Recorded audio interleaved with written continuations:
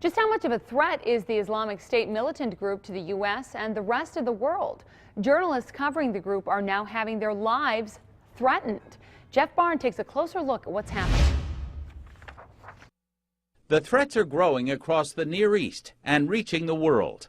And journalists covering this new form of terrorism are taking note. They don't want to be held ransom for a couple $100 million and then see one of their citizens murdered on national television and used as propaganda to show the weakness of the country. And this is exactly the kind of rhetoric that is going to alienate American Muslims, that is alienating European Muslims when we try to link practices which are tribal to a faith. In a new interview with Vox News, President Obama defends his current strategy, saying that not every solution is about troops. We don't have military solutions to every problem. But in that same interview, the president blamed the media for overhyping the terrorism threat coverage.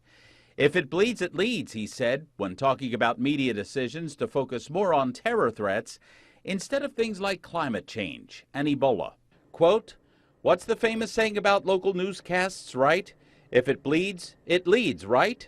Just recently, the White House described the Taliban as a group that at times commits acts akin to terrorism. Meantime, President Barack Obama recently described ISIL as an organization, not terrorists. The bulk of it is about power. It is about politics. It is about who is going to be dominant and in control. Now they want to cut your head off and put it on videotape because that's how they tell their story best. A new type of war with highly produced propaganda messages and a new type of covering it is morphing into a new phase.